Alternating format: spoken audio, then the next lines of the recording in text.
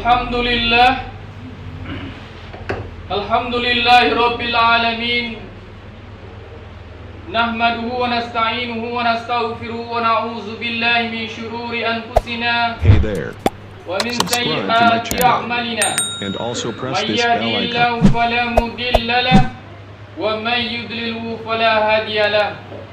Asyhadu an la ilaha illallah la haula wa la quwwata illa billah. Wa ashhadu anna Muhammad abduhu wa rasuluh la nabiyya ba'dah. Allahumma salli ala Sayyidina Muhammad wa ala alihi wa sahbihi ajma'in. Amma ba'du ayyuhal hadirun rahimakumullah. Ittaqullah faqad faza lil muttaqin. Waf'alul khairat wajtanibus sayiat. Qala Allah Ta'ala fi Qur'anil Karim, na'udzu billahi minasy syaithanir rajim. Bismillahirrahmanirrahim. Innallaha yuhibbul ladzina yuqatiluna fi sabilihi shaffan ka'annahum bunyanun marsus. Sesungguhnya Allah mencintai orang-orang yang berjuang di jalan Allah, yang terorganisir dengan baik. Mereka itu seperti bangunan yang kokoh. Quran Surah As-Saff ayat yang keempat. Hadirin yang dimuliakan oleh Allah Subhanahu wa Ta'ala, puji syukur kita persembahkan kepada Allah yang telah melimpahkan rahmat dan karunia-Nya kepada kita semua. Kemudian berselawat kepada baginda Nabi besar Muhammad sallallahu alaihi wasallam. Semoga dengan memperbanyak selawat kita mendapatkan syafaat dari Rasulullah sallallahu alaihi wasallam. Kemudian khatib mengingatkan pada diri pribadi dan mengajak kepada kita semua, sama-sama kita meningkatkan ketakwaan kepada Allah Subhanahu wa Ta'ala. Hadirin yang dimuliakan oleh Allah, pada Jumat yang singkat ini kita akan membahas tentang bagaimana kita bersyukur atas kemerdekaan Republik Indonesia ini. Di awal tadi disebutkan bahwasanya Allah Subhanahu wa Ta'ala mengingatkan kita bahwasanya ingin menggapai sesuatu itu, perjuangan umat muslim itu haruslah terorganisir dengan baik. Dan ini banyak sekali dicontohkan oleh para ulama kita, cendekiawan-cendekiawan muslim kita yang berjuang untuk kemerdekaan Republik Indonesia ini. Mensyukuri kemerdekaan bukan hanya mengibarkan bendera merah putih, tapi juga rasa syukur kita adalah mengenang jasa-jasa pahlawan kita, mengenang orang-orang yang berjasa terhadap negara ini. Hadirin yang dimuliakan oleh Allah Subhanahu wa Ta'ala, dulu ada nama pelajarannya PSPP,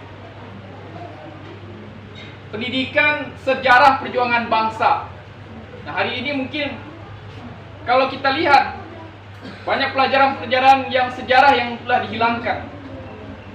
Dan anak-anak SMP, SMA kurang mengerti tentang bagaimana perjuangan bangsa Indonesia ini. Misalnya saja,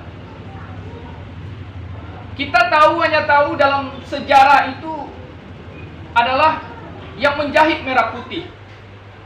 Yang menjahit merah putih adalah istri dari Presiden Soekarno-Hatta, yaitu Fatmawati.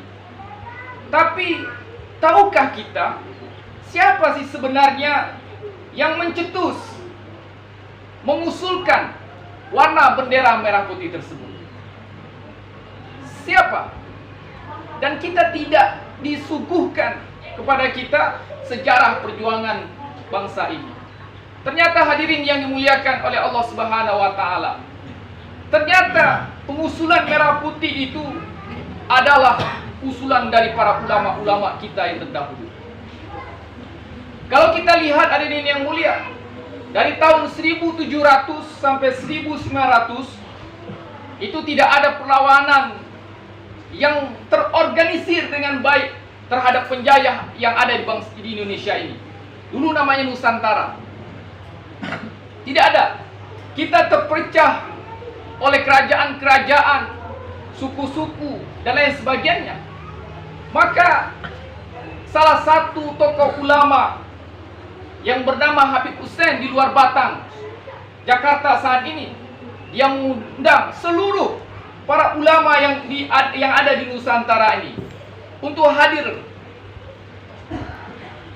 di luar Batang, Jakarta. Kemudian mereka mendiskusikan apa sebenarnya yang mengakibatkan bangsa Indonesia ini selama 200 tahun lamanya tidak melakukan perjuangan yang terorganisir dengan baik. Maka ternyata dapatlah mufakat ulama pada saat itu. Ternyata kita tidak memiliki simbol bersama kita. Maka pada saat itu lahirlah usulan para ulama bendera merah putih yang diusulkan oleh Habib Idrus Salim Al-Jufri berasal dari Sulawesi. Hari ini yang mulia, ini tidak pernah dibicarakan pada anak-anak generasi bangsa pada saat ini. Kemudian kita coba lihat lagi bagaimana perjuangan para ulama kita, Habib kita dalam kemerdekaan Republik Indonesia ini. Dalam sejarah dicatat ada namanya BPUPKI, Badan Penyelidikan Usaha Persiapan Kemerdekaan Indonesia. Nah, di antara anggota persiapan usaha kemerdekaan Indonesia itu adalah para ulama. Sebut saja di antaranya adalah Ki Bagus Hadikusumo.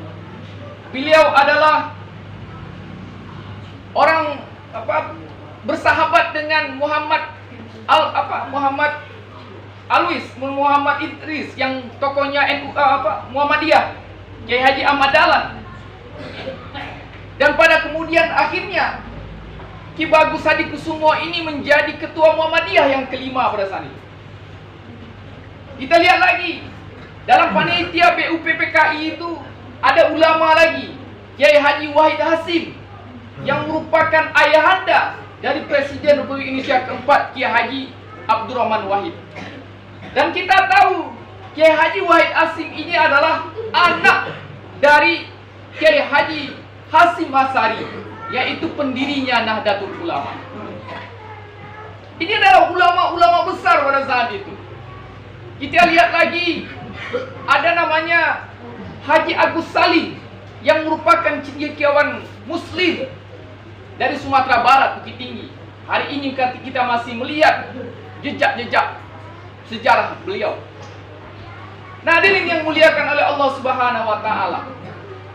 Ternyata dalam sejarah disebutkan, kalau kita baca bukunya Api Sejarah atau Kisi-kisi Merawat Kebangsaan Indonesia, di situ disebutkan bahwa ada dialog yang panjang antara Haji Agus Salim dengan Kiai Haji Wahid Hasim untuk mempersiapkan kemerdekaan Republik Indonesia ini. Haji Agus Salim ini bertanya kepada Kiai Haji Wahid Hasim, "Wahai Tuan Syekh, Pak Kiai, apa sih ayat-ayat Al-Quran atau hadis yang menerangkan tentang kemerdekaan Republik Indonesia ini?" Salah satu hadis yang dibacakan oleh Kiai Haji Wahid Hasim pada saat itu adalah, "Man ra'a minkum munkaran fayughayyirhu biyadi." Barang siapa yang kalian melihat kemungkaran, maka cegahlah dengan tangan kalian. Nah, kita tahu Haji Agus Salim ini bisa menguasai 7 bahasa. Bahasa Inggris, bahasa Belanda, Prancis, kemudian bahasa Arab, bahkan bahasa Jepang. Agus Salim ini bisa menguasainya.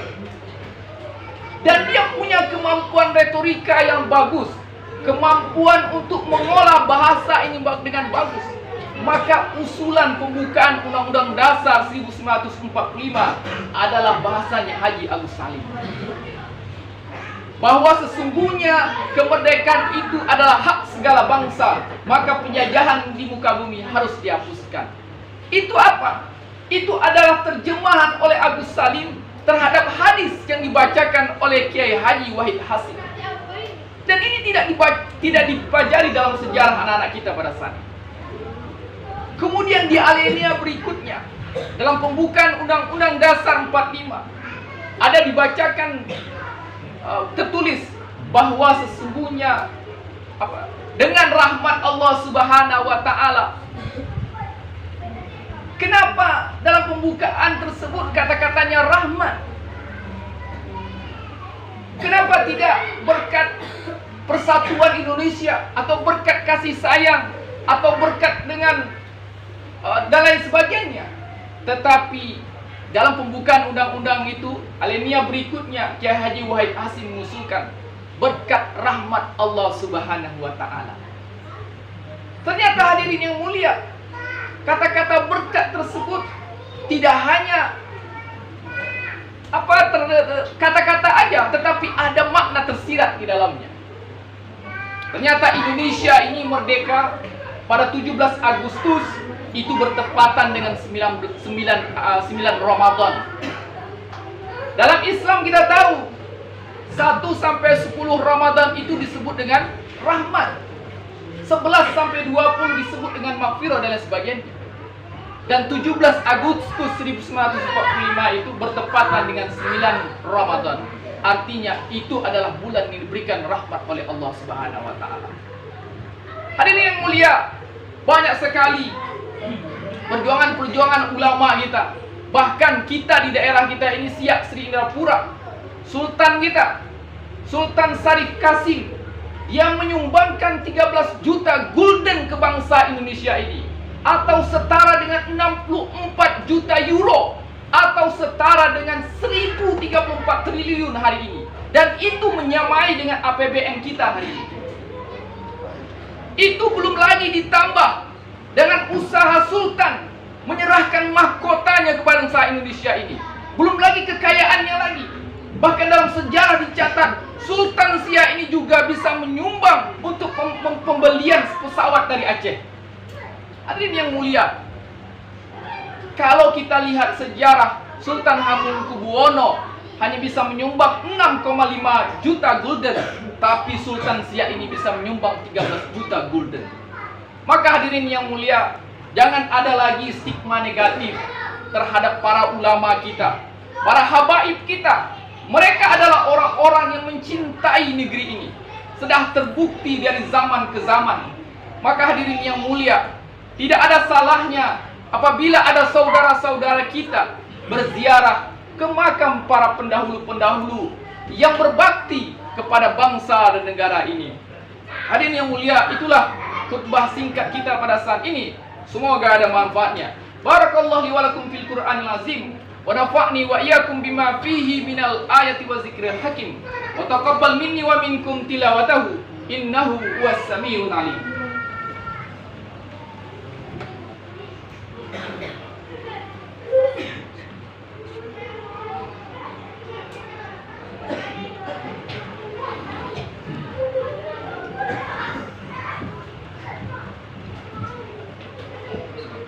Alhamdulillahi rabbil alamin.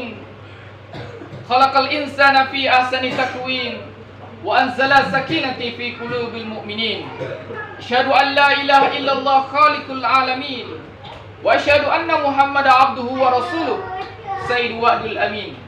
Allahumma salli ala sayyidina Muhammad wa ala alihi wa sahbihi ajma'in. Amma ba'du ayyuhal hadirun rahimakumullah. Ittaqullah faqad faza lil muttaqin. Waf'alul khairat wajtanibus sayiat. Qala Allah Ta'ala fil Qur'anil Karim.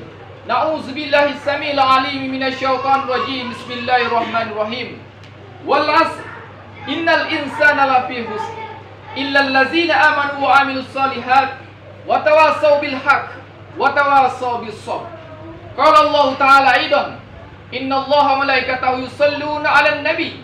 Ya ayyuhallazina amanu sallu alaihi wa sallimu taslima. Allahumma salli ala sayyidina Muhammad wa ala alihi wa sahbihi ajma'in.